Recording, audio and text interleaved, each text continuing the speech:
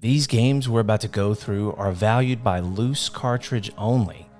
Having boxes and instruction manuals greatly affects the game's value, but again, I'm just going by the cartridge. A lot of these games were gifts, purchased brand new on their release date, and other games I purchased at either shops or online way later after their releases. Mega Man 4. Mega Man 4 was a lot of fun to play.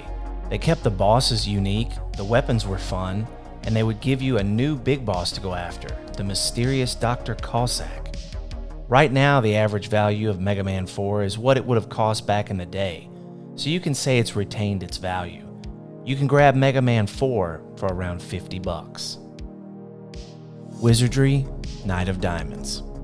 Wizardry, Night of Diamonds is a guilty dungeon-crawling pleasure of mine. It's the sequel of the original Wizardry, Proving Grounds of the Mad Overlord. I'm a sucker for these first-person dungeon crawlers, and if you ever feel like playing it, I've got a guide on how to make an evil party of dungeon ass-kickers.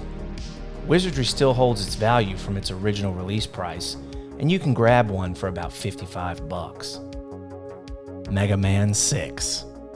Mega Man 6 was a lot of fun, and it was a great way to wrap up the six-pack. It isn't considered as valuable as the original Mega Man or Mega Man 5, but it holds a value of around $65 if you can find one for sale. Shatterhand. Shatterhand was a game I got right before the Super Nintendo came on the scene. It had a great concept, awesome graphics, and a kick-ass soundtrack. The game follows the classic NES tradition of being really difficult and keeps you on your toes. With Shatterhand's late release and being such an odd standalone game, it can be bought for about $70 in today's market. Mega Man. The original Mega Man was the start of a long adventure for the Blue Bomber. This game is a classic, and just look at that artwork. Yikes. The first Mega Man on the NES can be bought for around $80 today, keeping it a bit above its original sale price. Ninja Gaiden 3, The Ancient Ship of Doom. I haven't gotten around to playing Ninja Gaiden 3 yet, but I always wanted to own the trilogy. I've seen gameplay footage of it, and it looks like a lot of fun. Ninja Gaiden 3 is considered the most valuable of the trilogy, and you can get one for around $105. Mega Man 5. Mega Man 5 was on the back end of the six-pack for the NES, and it was a lot of fun to play. By this time, Mega Man has all of the power-ups and robot help from the previous games. Plus, you'll even get more help near the end of the game. This Mega Man adventure pits you up against Proto Man. Mega Man 5 is the most valuable of the six-pack, fetching an average price of $140. Stack Up. Now, this isn't the original Stack Up box. This is a reprint, but I think they did a pretty good job. Stack Up was a game in the Black Box collection that utilized Rob the Robot. I'll be honest, years ago when I was first collecting to complete the Black Box series, I was lucky enough to grab Stack Up for cheap, but have never played it due to not owning a Rob the Robot. In today's market, Stack Up will run you about $160 on average, but if you've got a Rob the Robot, then this game may be one you already have. Donkey Kong Jr. Math. Again, this box is a reprint, but the cartridge inside is the real deal. Donkey Kong Jr. Math was a learning or educational game in the Black Box series, and another game I haven't actually played. I would imagine this game's value is due to the fact not many were produced, and by the time it was created, other games on the NES were taking off and hogging the spotlight. If you can find a Donkey Kong Jr. Math, it'll run you about $175 on average.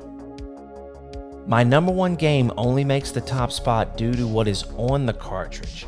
Mike Tyson's Punch-Out will run you about $45 to $55, but mine is autographed by Mike Tyson himself, and while I do not have the cartridge graded, it is in great condition, and of course, its grade will affect its value.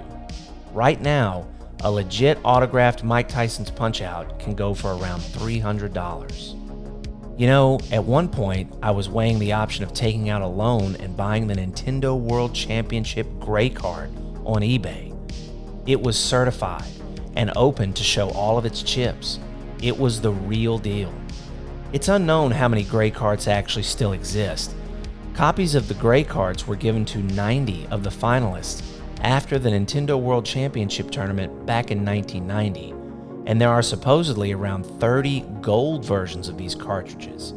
At the time, the cart I was looking at was at a buy now price of $17,000. Today, a graded one in good condition that's authenticated can be worth anywhere from $125,000 to $175,000.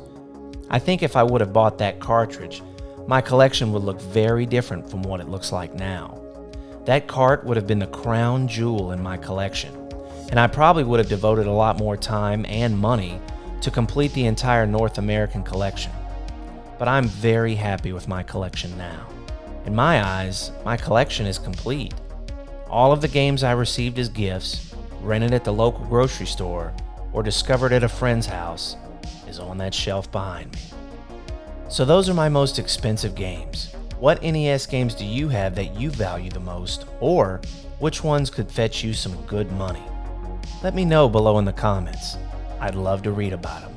And thanks for watching.